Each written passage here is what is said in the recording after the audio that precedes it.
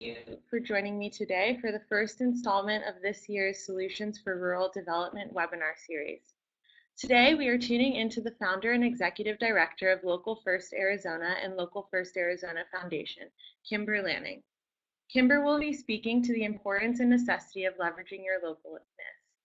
For first-time participants, I want to let you know that this webinar series is brought to you for free by the Arizona Rural Development Council and the Local First Arizona Foundation. These monthly webinars are based around rotating topics that address various issues and solutions surrounding the development process, specifically to rural areas. Now, before we get started, I want to go over a few housekeeping rules. For audio and visual, for your audio, just make sure that your volume is at the appropriate level.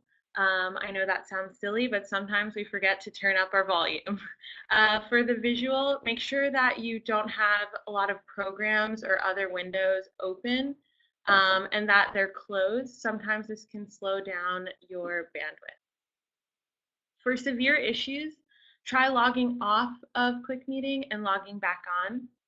And just to let you all know, this webinar is being recorded and will be sent out approximately 1 week from this live recording. For Q&A, we ask that you type in any questions into the chat box. It's located into your bottom left corner. You might see in a gray text, write a message. I'm typing right now. I just said hello. So if everyone wants to practice doing that, just go ahead and maybe type where you're coming from. We have howdy from Sedona. All right, it seems like you guys are getting the flow of that. So to introduce myself, we've got a little picture here, a little bit about me, and also my name's Maya. I grew up in the Blue Ridge Mountains of Virginia, received my undergraduate degree in environmental biology, and a few years ago moved to the desert to pursue grad school. My past and current work and research has focused around community and economic development, tourism development, and natural resource management throughout rural areas. I make it a point within my work to focus on sustainable and equitable solutions. To our main presenter, Kimber Lanning. Lanning is a born and bred diehard Arizonan and has been an entrepreneur for over 30 years. Alongside that, she is an economic specialist who works to cultivate vibrant and creative, strong communities and inspire a higher quality of life across the state of Arizona. Lanning pursues the dual goal of establishing vibrant and culturally unique businesses at the forefront of the state's identity, as well as creating a sustainable and healthy region through the implementation of diverse local economies. So a few takeaways for today. We'll talk about telling your story better to win new customers, developing effective marketing language that identifies your unique position in the market, and creative ways to collaborate with other local entities.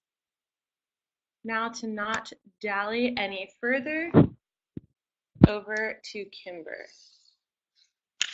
Good morning, everyone. I see a lot of familiar names on the list here, so it's nice to have you with us today. So I'm going to talk about a variety of things related to how we can be sure that our locally owned businesses remain competitive. Many of you that have heard me talk have heard me lament the fact that Amazon is really the biggest threat facing rural communities in America today, because rural communities simply cannot perform economically if everybody is on the couch ordering from Amazon. So my goal is to make sure that our local businesses remain strong, and that the local businesses then in turn, in addition to the jobs that they directly create, they in turn hire local talent, meaning local graphic designers, local website developers, payroll service providers, etc. And that's how we're going to continue to make sure that life in rural communities is fun and vibrant and has a high quality of life.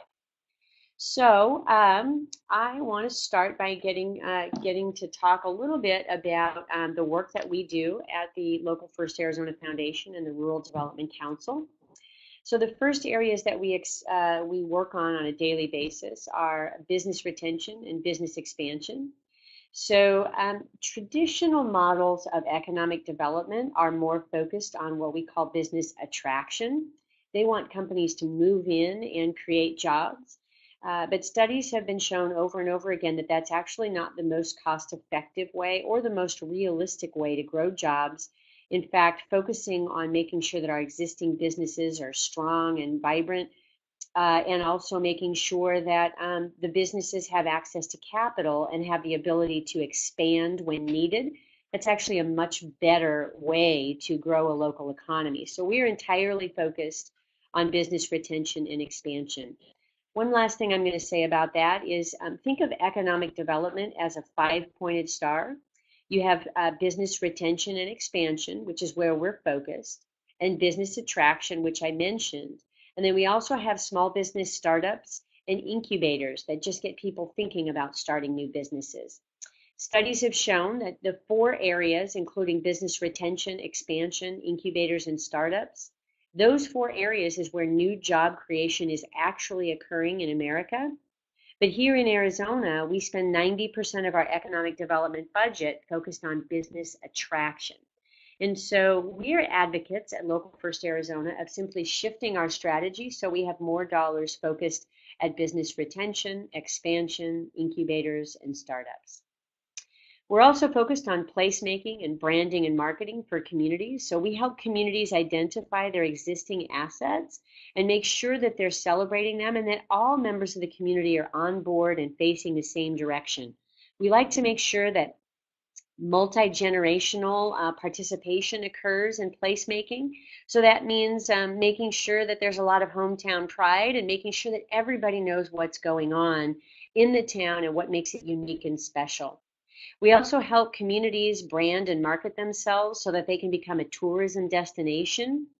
So we know that Arizonans collectively spend about $680 billion vacationing every year in California. And so, I'm sorry, it's 6.8 billion, not 680 billion, $6.8 billion a year vacationing in Southern California. And so we have a goal of redirecting 10% of that out into our rural communities across the state. We've got over 4 million people living right here in Phoenix and another million in Tucson. If we can get those folks out exploring rural communities and spending their money, that will benefit everyone in the community and across the state. And then finally, we're focused on clustering and value chain development. So clustering, I have a quick question for you. Go to that chat box and let me know. Of those of you who are on the call today, how many of you are either doing business or representing a traditional main street? Traditional main streets are very much about clustering. It's where we have a wide variety of restaurants and retail clustered together in older building stock, and working together, those businesses can become a destination. So let me know in the chat box if you would, how many of you are representing main streets or doing business on a traditional main street. And then finally, value chain development. We at Local First Arizona like to make sure that our local businesses are hiring local talent. We like to make sure that those businesses are hiring local graphic designers, local website developers, local payroll service providers, whatever it might be, that helps us really understand how to get jobs and dollars moving through that economy. So that's a quick overview of the work that we're doing at Local First Arizona. And in order to be successful in any of these areas, we have to make sure that the businesses that are already there in the community are doing well. And that is our main goal today, is to start talking about how those businesses can, what we call, leverage their localness to make sure that people know that they're locally owned and that they're doing well. So the first thing I want to remind business owners to do is to simply identify themselves as a locally owned business. Now, some folks, especially in rural, might be thinking, everybody knows I own this store. But I do want to remind you that visitors and others, there's a huge movement happening across the country, and people want to know who they're doing business with. So simply putting up a sign that says, thank you for choosing a local business, or putting on your receipts, thank you for choosing a local business, is very important. People have more choices than ever before about how to spend their money. And so simply identifying yourself as local and thanking your customers for making the choice to spend money with the locally owned business is a really important step. Okay. The next thing I want you to do is to figure out what your non-local competition is doing. It's really, really interesting to me how many businesses, they don't go look at their competition. I really, really recommend this. I always know in my little business, I own a music store, I always know what my competitors are doing. For example, if there's a brand new box set that's going to come out and I look and Amazon has it for sale for less than I can buy it, then I don't even bring it into my store unless I have a customer that specifically asked and knows what the price is going to be. The reason is because otherwise it just makes me look bad. I would much rather focus on the things that I know I can beat Amazon. And believe it or not, I'm cheaper than Amazon on a lot of things, but I want to make sure that I look good. So I focus where I know I can shine rather than trying to go head to head on price where I know I'm going to lose. So figure out what your non-local competition is doing. We have a local grocery store that is across the state, and I asked them what they thought about what Whole Foods was doing, and they sort of scoffed and went, "Oh, no, I'm not going into Whole Foods." And I just think that's crazy, because Whole Foods parking lot is packed and yours is not. So you should get out there and look at what your non-local competition is doing and make sure that you shine, make sure that you're able to be competitive. For anyone on the phone that might be selling larger dollar items like cars or even stereo equipment, televisions, appliances, those kinds of things, we want you to use your local stats to close sales. Now, what I mean by that is that, if somebody is standing there trying to say, well, this washing machine is $75 more than I could buy it, first of all, you need to remind them that they're going to have to pay for shipping, whereas your business might offer local free delivery. Another thing to consider would be that if they order it online, do they have to pay somebody to haul their old one away? Maybe that's a service you could offer, is to haul their old one away at no cost. And then finally, simply reminding the business owner, reminding the customer that when they choose to spend their money with you, 3 times more of the money is going to stay and recirculate in the local economy. So saying, well, I realize that it's $75 more, but the reality is I'm right here in the community, and not only are you supporting my business, but you're supporting this accountant or this graphic designer or the website developer. You're supporting all the local charities that I give to through my business. So use those local statistics to change people's minds about what really is the best value. Spending that extra $75 could be really worth it if you measure the true value. Now, these last 2 items that you see on your screen, tell your story and think like a team, I'm going to drill down into those 2 because I think that they're so important. So the first one, in terms of telling your story, first I want you to start thinking about what do you have that attracts people, or what do you have that they can't get elsewhere? That's one way to sit and analyze your business. Who are your existing customers? Why are they with you now? What sets you apart from everyone else? And what makes you worth this special trip? Now, for those of you that are representing main streets or you're in tourism development, you can ask this about your whole town. It doesn't just have to be about your business. Answer these questions about your whole town. What is it that attracts people? What do they come to you for? What sets you apart? If you're going to change your marketing strategy to focus on outdoor sports and recreation, then before you do that, you better make sure that you know what other rural Arizona destinations are doing a great job in marketing themselves for outdoor sports and recreation. You also might want to just look at where are the gaps. Is there something in your community that you could market that no one else is doing? What is uniquely yours? And then finally, I want you to get that, tough critical stance and ask yourself, what do people think of when they think about your business or your town? What do they think about? just say it to yourself. Now, I did some work in a community one time, and when I asked them, what do people think of when they think about your town? The first thing they said was blight. That they thought that they were probably more likely than not known for being a blighted community, a rundown community with maybe old abandoned cars or paint peeling on the buildings or fences that were in disrepair. So that doesn't tell me that they have a lot of hometown pride. And it also makes me think about ways that we could affordably beautify that community by planting flowers, painting old fences, whatever it might be. I'm getting an artist in there to decorate a junk car that has been left on the side of the road, turns a junky car into an interesting point of pride. That funky old junk car that has daisies painted all over it, whatever it might be. So you got to get creative and think about what you can do to look at your reality and turn it into a positive. And ask yourself, if people are visiting your town right now, why are they coming there?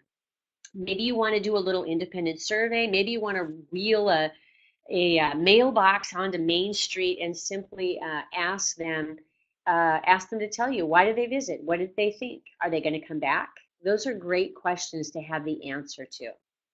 So when we talk about our story, we have all of those things that we just talked about in mind. So now let's talk about, from an outsider's perspective, they may not know your business, they may not know your town.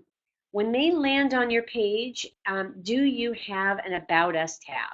Looking at your business, let me know in the chat box, do you have an About Us tab on your town, on your chamber, or on your business website? Now, this is critically important. People want to know who they are doing business with. They want to be in relationship, so to speak, with the people they're doing business with. Now, the country is really dividing into two camps. The first camp wants to know what's convenient, what's cheap. They don't want to leave the house. They're just prioritizing convenience. The second camp is prioritizing relationships. And those are people who want a unique experience. They want to know who they're doing business with. They want to know the owner. They want to know the chef. And that group is growing faster and stronger than anybody thought that they would. And so, if you don't believe me, I joke and say, hey, look at a chart of craft beer sales over the last 10 years, and then overlay a chart of Budweiser sales, and you will see exactly what I mean. Millennials and active baby boomers, they're voting with their wallet, and they most definitely want to know what's unique, who owns this place, what are they doing that I believe in, do we share values?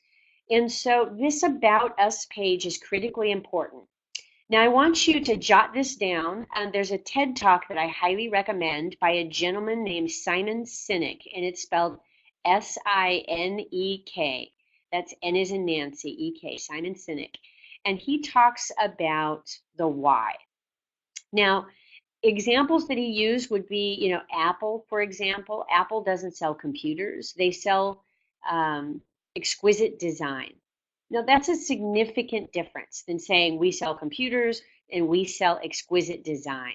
So when you talk about the why, too often our locally owned businesses, they go to About Us and they tell what we do. That's not what people want to know. They want to know why you do it. Why should I come visit your town? Not what you have, but why. So shifting from the what to the why is a powerful way to tell a better story about who you are. An example that I'll share with you is that we have a tire business in local First Arizona called Community Tire and Auto. And it's run by Pat and Howard Fleischman. They're wonderful people. Now, when they first started with us, their website, you went to About Us, and more or less it said, we sell tires. What more do you want? We sell tires, that's what we do. Well, as I got to know Howard and Pat, I began to learn that they had lost children in their family when there was a horrible accident that had occurred, a horrible automobile accident that had occurred. and I found out that they were really passionate about keeping people safe in their cars, and they take tires very, very seriously for this reason. They want to make sure that nobody has a blowout and causes an accident that could cause you to lose your loved ones. So Howard and Pat, now if you look at their About Us page, it no longer says that they sell tires. It says, we sell peace of mind for you and your family. Now, that's an entirely different thing. When you go to About Us, you want to know more, and you start to learn about Howard and Pat and what their story is, and you find out that they actually, when they bought for anybody that knows anything about Phoenix, right in South Phoenix by the Durango Curve, it's a very industrial area, and there's a lot of underserved community members that live nearby. Well, they had a dirt lot next to their tire shop, and they annexed it, and they put in a community garden. And in the community garden, they grow all the ingredients for making salsa, and they call it the salsa garden. So they grow tomatoes and onions and cilantro, and they invite all the elementary school kids to come in and harvest the food that they've grown, and they actually make salsa together as a community. Now, can you believe that they didn't have that on their About Us page? Think about it. I tell Howard and Pat all the time, just take my wallet. I'm never going to buy any tires from anyone other than you. Now that I know who they are and what they stand for and what they're doing in this community, and it's very important for locally owned businesses to talk about who they are and what they do. Now, another thing that we make the mistake of doing is forgetting to tell people how you're engaged in the community. Here's the charities that we support in the community. Here's where we volunteer.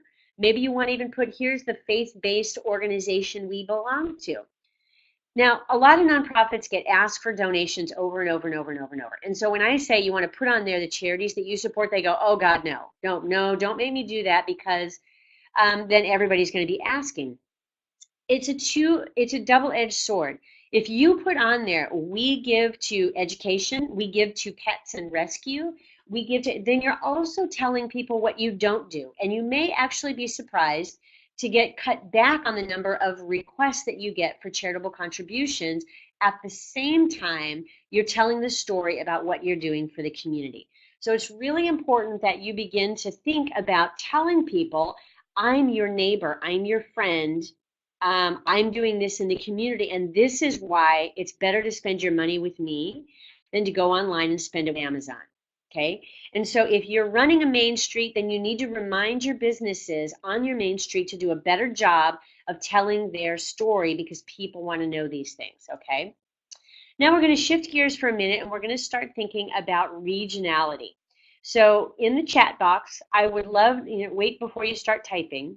I want you to define what is your region to you. Now, region to some businesses may be the Southwestern United States. Regional may be statewide. That's us. That's Local First Arizona. We're statewide. Regional may be your small town, or like a string of towns, like in the Copper Corridor. That may be your region. Region could be just your town. Region could be just your main street. It could be that is your area of focus. Region could be a little strip center where your business is located. So I ask you to define your region, because as you set out on a marketing strategy, I want you to be able to identify your region very clearly, so that you can begin to think through who are your partners, how are you going to shape your marketing strategy, and how you're going to reach your new audiences. Okay? So take a minute and think about what is your region to you, and type it in the box. If it's broad, then you got to be thinking really broadly with your definition, because there's multiple audiences there. If you drill it down to just a main street, then you're very clear about who your partners are going to be and how you're going to tackle this. So give it some thought and type it in.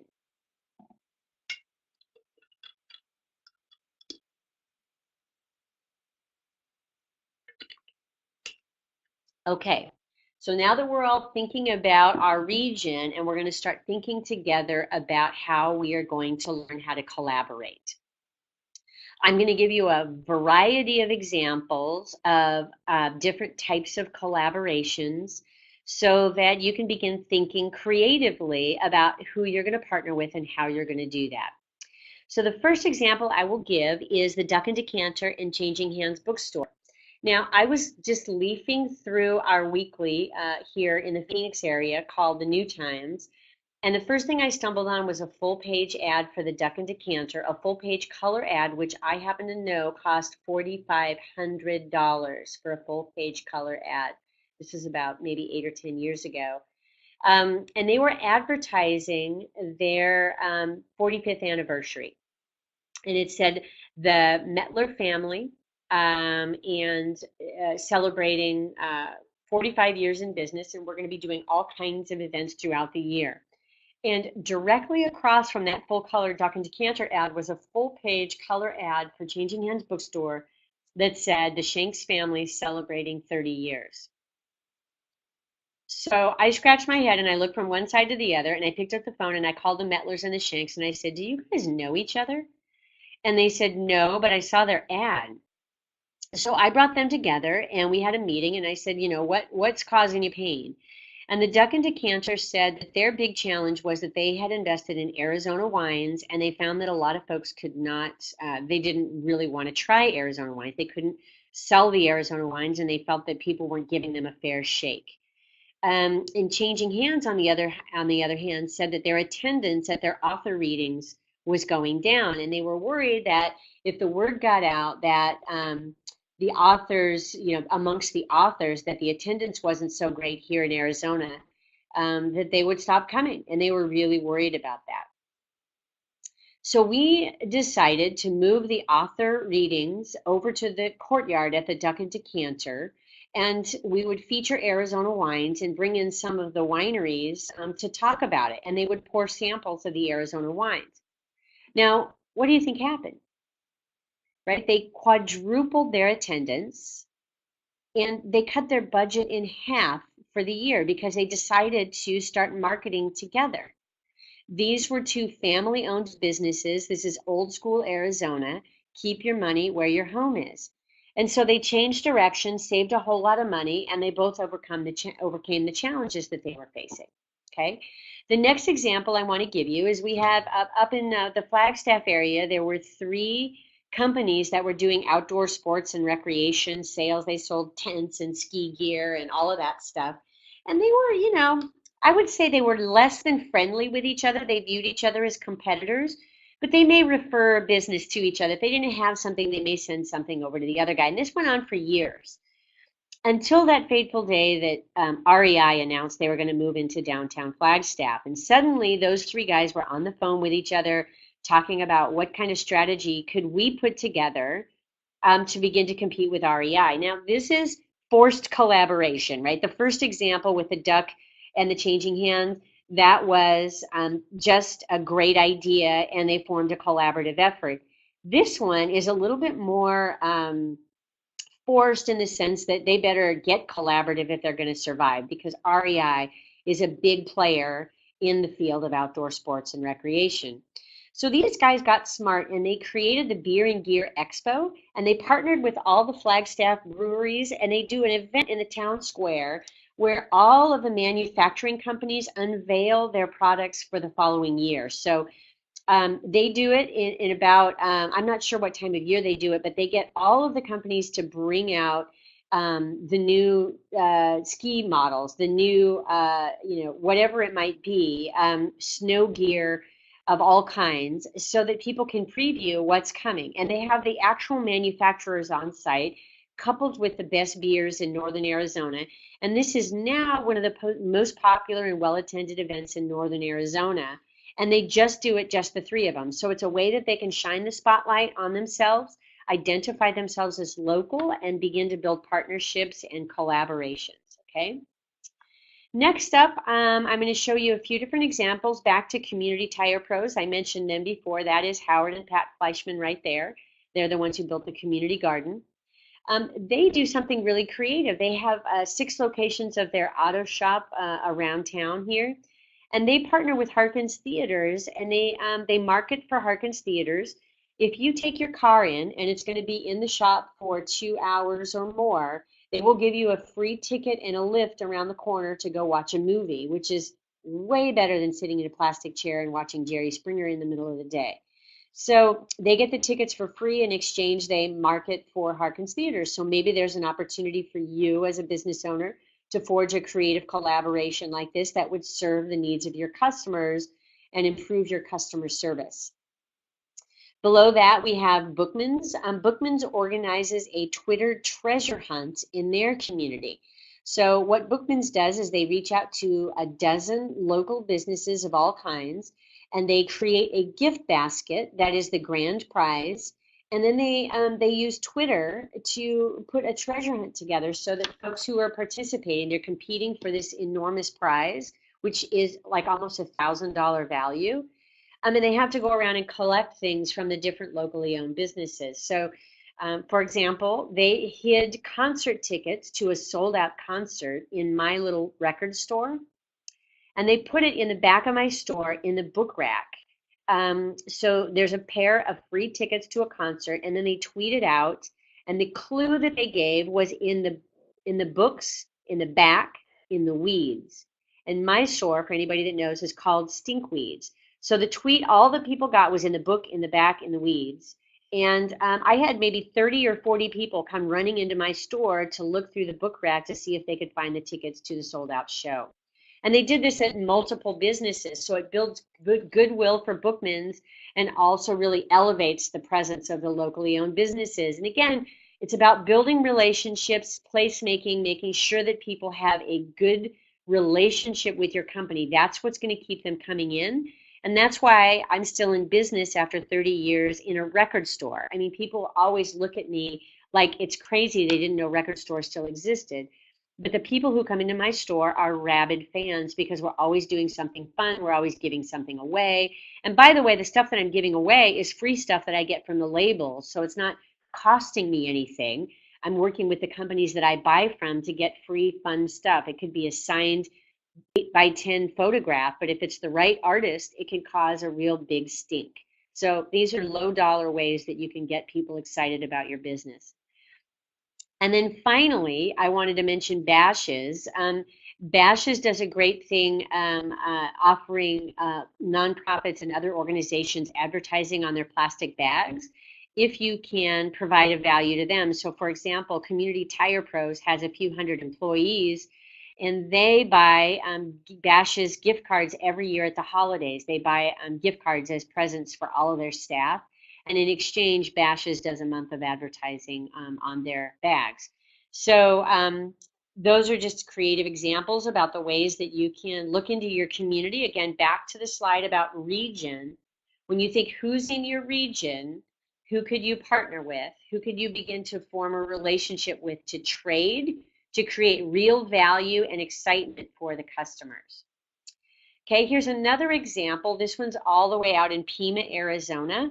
The Taylor Freeze, and many of you may be going, yep, I know the Taylor Freeze. They've got the great signs out by the side of the road that remind you the Taylor Freeze is coming up on the right.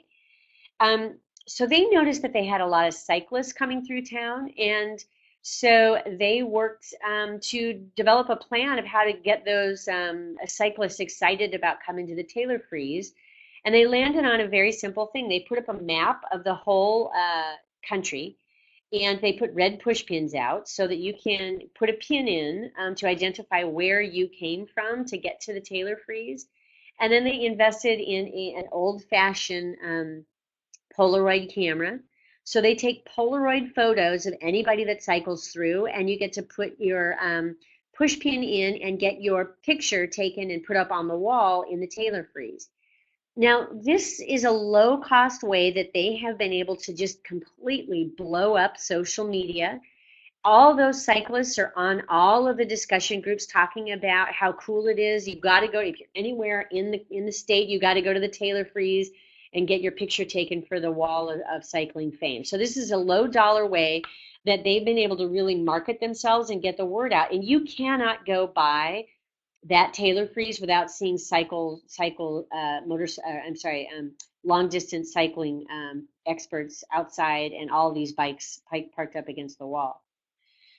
Okay, So now this is the inside of my art gallery. It's called Modified Arts. At Modified Arts, when I bought this building, it was a blighted and forgotten stretch of downtown Phoenix. Between 3rd and 7th Street, there were only two existing businesses on Roosevelt at this time, and they were a hubcap shop and a liquor store.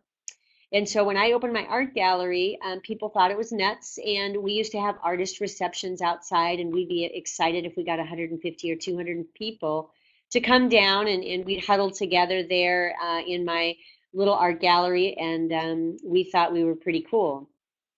Well, about a year and a half later, another gentleman, he came by, and I noticed he was acting a little sheepish, and so I asked him, what's going on? And he said, well, um, would you be upset with me if my wife and I opened up an art gallery in that building next door?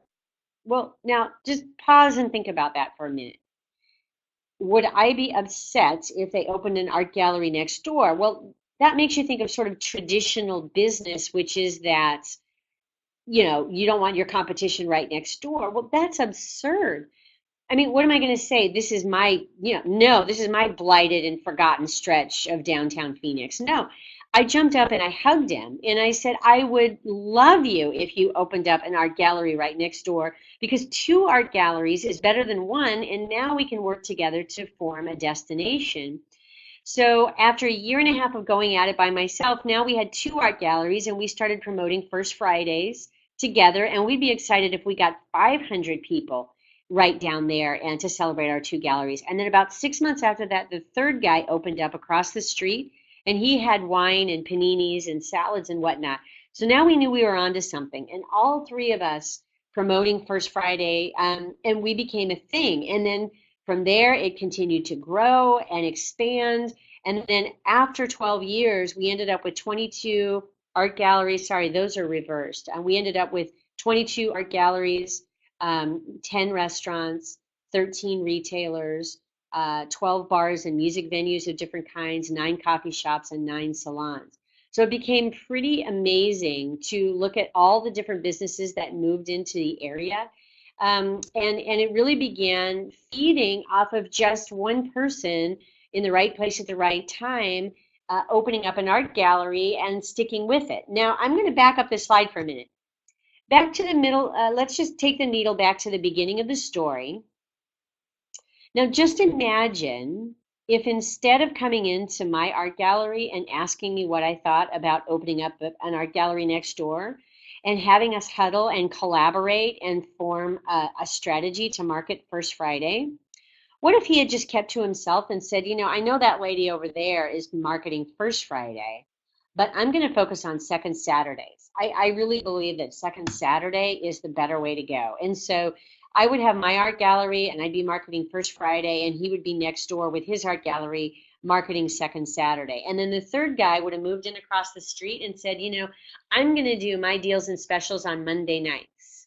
And I'm going to try to get folks to come on Monday night. Now, it's absurd for me to tell you this now that you know the end of the story, but this happens all the time where businesses, they go at it alone, they do not collaborate with their neighbors, they do not check their ego at the door, and they end up fighting each other. And this can never, ever happen in that environment.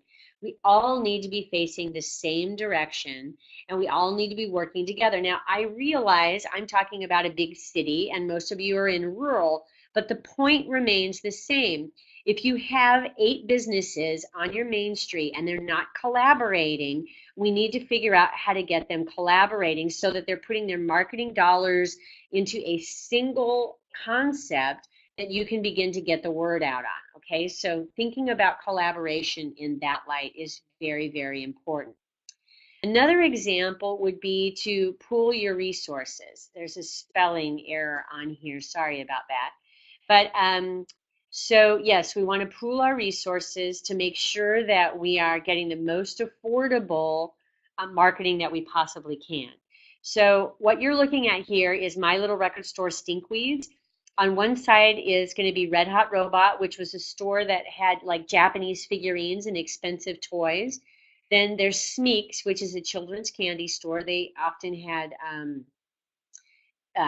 birthday parties for second graders. And then next to that is Francis Boutique, which is a women's boutique that fairly consistently wins best boutique in the area. And then next to that is a store called Arizona Hi-Fi, which is a high-end stereo store. Their median sale is about $3,500, which is very, very expensive, obviously. And then we have a piercing shop called Halo. So you may look at this little strip mall and go, what in the heck? They don't have, we have children over here on one end at a birthday party, and we've got piercing happening on the other end. And my little store is kind of an underground music store with new and used records. Not a whole lot to happen here. Well, we decided to collaborate, and we hired a local artist to draw our strip mall and paint it. That's what you're looking at right now is the artist rendering of our strip mall.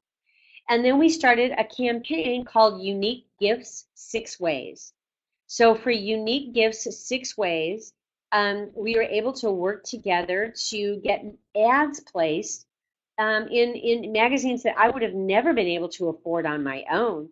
With all 6 of us willing to go in on a marketing campaign, we branded ourselves as Medlock Plaza, and now every holiday season, we get families that will pull in and they will split up because they know that no matter who's in your family, we're going to have something for you. So this is an example of a collaboration that makes it more cost affordable. So other ideas that I want to share with you, don't try to be cheaper than the big guys. We want you to be thinking about having a wider variety, having products that the big guys don't have, and being convenient and consistent. So this whole customer service thing is really a differentiator. We know that local businesses, we can make people feel special. We can make people feel connected to their community. We can go out of our way to wow them with our customer service and build loyalty just through building that relationship. So having a better customer service is critically important. So I'm going to give you a couple of examples.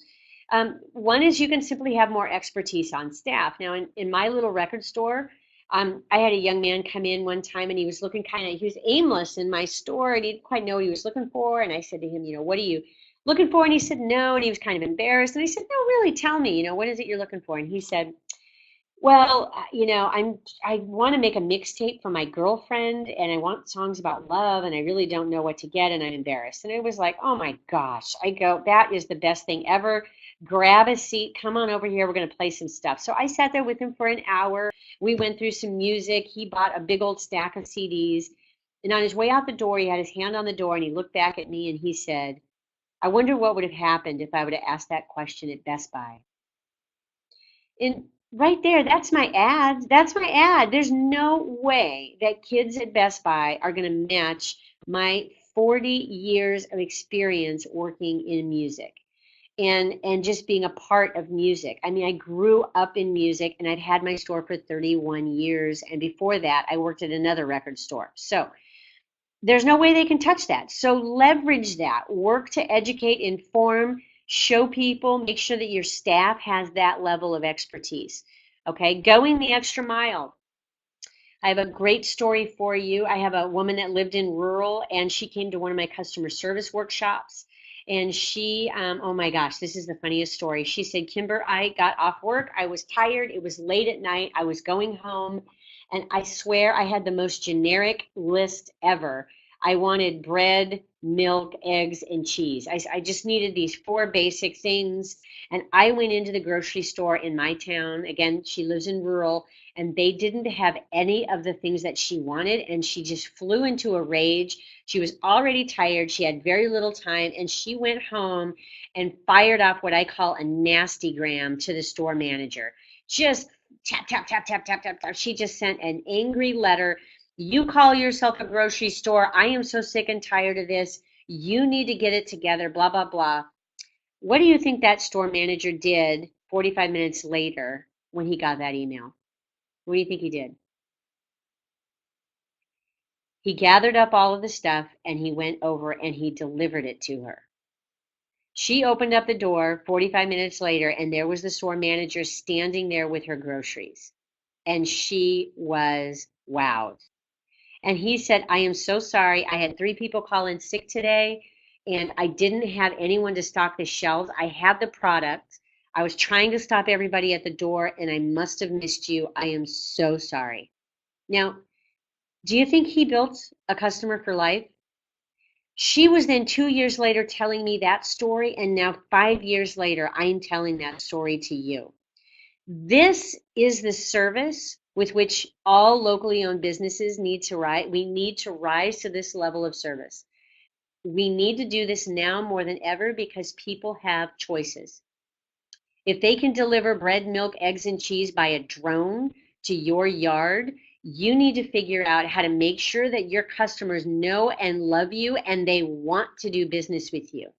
There's no other way we're going to make it through this next big transition that's coming our way in rural America.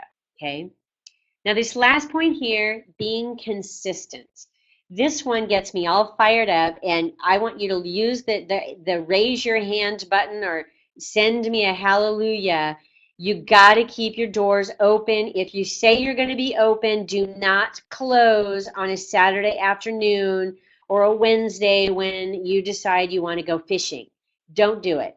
With Main Streets, they are counting on you. Your neighbors are counting on you. You cannot have a destination if half of your business are closed. Okay, that is like a big outrage to me, right? Rena, I see you. Give it up, girl. I know how frustrating that is when your businesses won't collaborate. So we organized what's called a sticky note campaign in one of our communities. In the sticky note campaign, we simply got sticky notes into the hands of all the visiting people. It was in downtown Glendale. They were trying to be a destination um, for antiquing. And their 2 biggest antique stores were just like, oh, sorry, we're going to close. We're out of town. Hardy har har. And they would close. And the other guys would just sit there and cry. We can't believe that you're closing on a Saturday. So what we did is we gave sticky notes to everybody in the community and also the other business owners. And anytime somebody was coming up and yanking on that door, the business owners would run out and give them sticky notes and just say, hey, leave them a note. And so they ended up showing up on Monday, and they'd have notes such as, I came to buy that desk and you were closed, so I bought something from your neighbor instead. Or I came all the way from back east. I heard you were a great destination, but you're not because you're all closed. And I'm going to go on TripAdvisor and leave you guys a bad review. They got all kinds of notes. The only rule we had was no swearing, but they would show up with 20 sticky notes on their door of lost business. And sure enough, those businesses started, they would hire their daughter or somebody, a neighbor, to sit in that store on Saturday rather than close. It took a little while, but they finally came around. So be consistent, guys. You can't expect people to stick with you if you're not going to be consistent with your hours, okay? And then the last few minutes here, I'm going to open it up to examples. I'm going to feature what we did in Ajo. Do we have anybody on the phone from Ajo today? I'm not sure. But I love what's happening in Ajo just as an example. And again, many of you are from communities that I know and love. So send me your examples and I can add them in here. I'm just giving a few examples of things that are top of mind related to leveraging your localness, but doesn't mean I love these towns any more than I love your town. So Ajo, what they had when we got there is we had a grocery store that was the main destination for people to pull off on their way down to Rocky Point. So they would pull into the grocery store and grab their ice or last minute items before crossing the border, and nobody was stopping to see the town. And they have a situation kind of like Superior, where you can't see the main street from the main drag. I know Casa Grande is a little bit in the same boat. You could pass right by and not realize how cool it is just on the other side of these buildings. And so with Ajo, people were stopping at that grocery store and they were continuing on and never even seeing downtown Ajo where they have the town square and everything else. So I went and begged the grocery store owner to really understand this whole town is counting on you.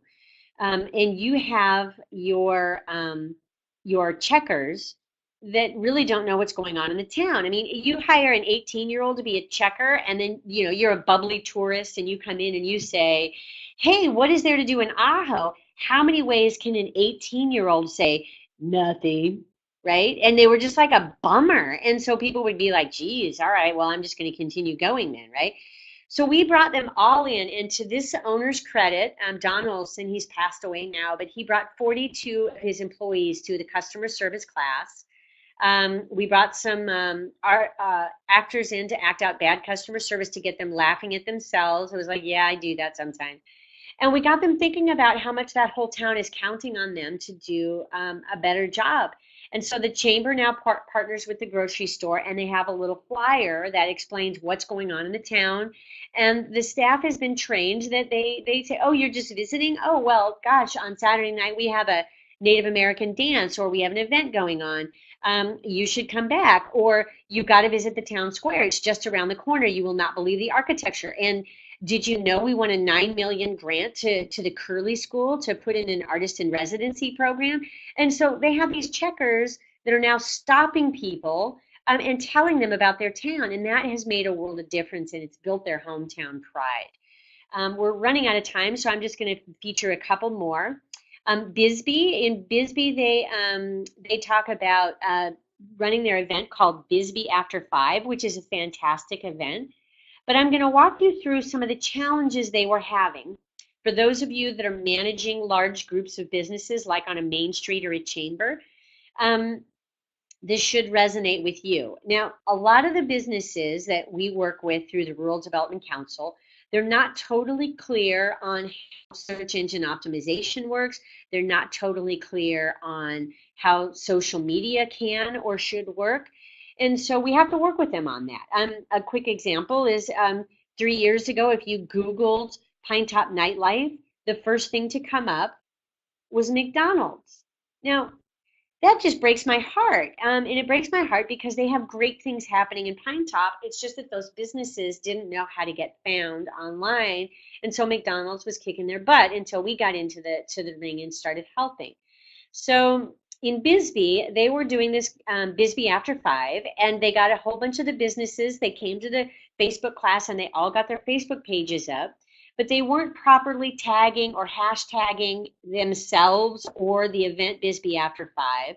So think about this. If I'm in Tucson and I want to go and spend the weekend in Bisbee or somewhere, I don't know where I want to go, if I don't specifically know to search for Bisbee After 5, how am I going to find that?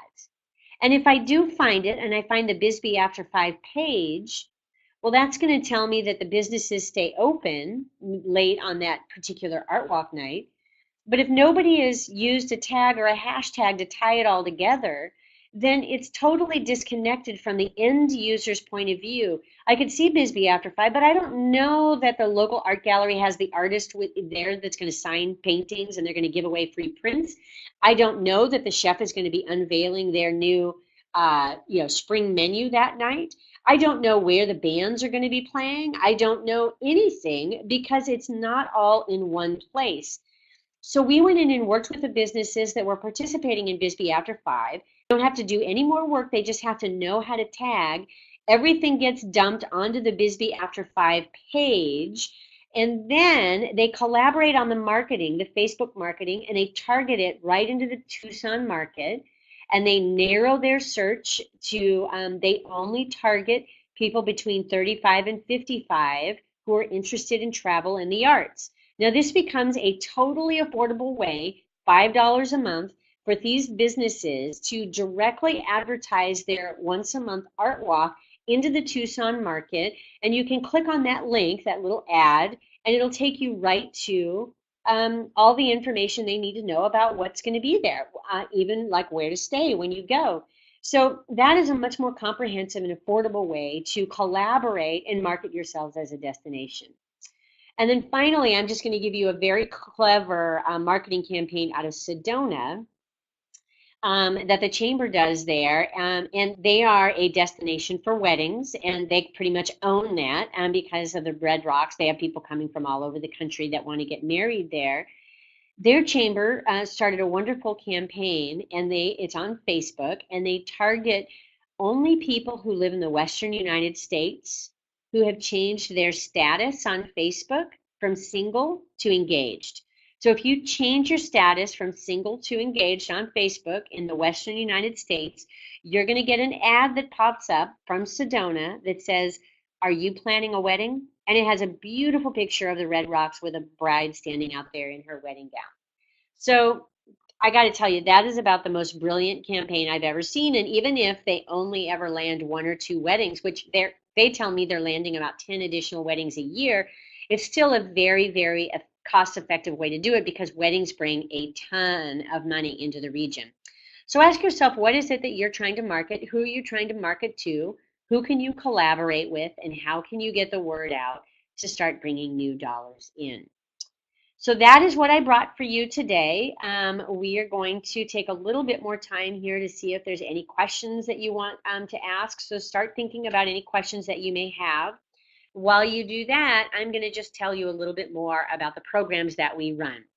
So we have Local First Arizona, which is our business coalition. That is our largest, it's the largest business coalition of locally owned businesses in the country. We also have the Local First Arizona Foundation, which is our charitable organization that merged with the Arizona Rural Development Council in 2013. Under the foundation, we run all kinds of programs like Weekend Zona and the Arizona Rural Policy Forum and this webinar that you're listening to right now. And then we have Fuerza Local, which is our Spanish language program that's focused at businesses that are either Spanish preferred or Spanish dominant.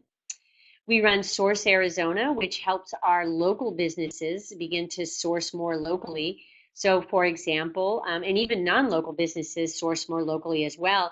In the Copper Corridor in Superior, we worked with Resolution Copper to build a website called the CC Supplier Source. That stands for the Copper Community Supplier Source, to help Resolution Copper leverage their spend to be able to grow jobs in the region. So they are sourcing more locally in order to strengthen the economy right there in Superior and throughout the Copper Corridor region. We also run the first statewide food directory called Good Food Finder, where you can find out about local CSAs, you can find out about local farmers markets as well as food producers and helping restaurants be able to source more local foods. I mentioned to you that we run the Rural Development Council and then a handful of other programs down at the bottom. You can be a localist and participate in Local First Arizona. Forum is aimed at the built environment and bringing the development community together to ensure that we have sustainable development happening. And then finally, our restaurant coalition called Devour Phoenix. So if you have any questions, feel free to type them in, and I think I've got some help here that's going to let me know if there's any questions coming in. Alrighty, thank you, Kimber. Questions are still open as we wait to hear if there's any questions. This is Maya again, and I am just going to update you on what's happening next from Local First Arizona Foundation. This month, we have a Weekend Zona event in Globe, Miami, and it's an antiquing and history getaway. This is an all-inclusive getaway. I will be your host for the weekend. I'm going to let you know right now, this is something you don't want to miss. I suggest you treat yourself. We have wonderful bed and breakfast participating. We have 2 amazing dinners provided by local chefs that are curated special just for our participants. We have a paranormal tour, time to antique on both Globe and Miami's main streets, and a tour of an archaeological site. So visit us at www.localfirstazfoundation.org to check out our events page and learn a little bit more about the Weekend Zona getaway coming up in February. That's going to be February 9th through 11th. We also have our webinar in February called How to Avoid Burnout and Help Others Succeed. This is going to be very beneficial for those of us who are just constantly tired from all the things that we do. I've heard this presentation been given before, and it is full of really great information to help manage your time and activities a little bit better. So you can sign up for that also on the foundation's webpage. It looks like that everyone is thanking Kimber. So I would just like to once again thank you all for participating and supporting Local First Arizona Foundation and the Arizona Rural Development Council. Both Kimber's contact information, which actually is not correct, it's Kimber at localfirstaz.com, and my contact information is up. And I will be sending out this recording within a week. So look forward for that.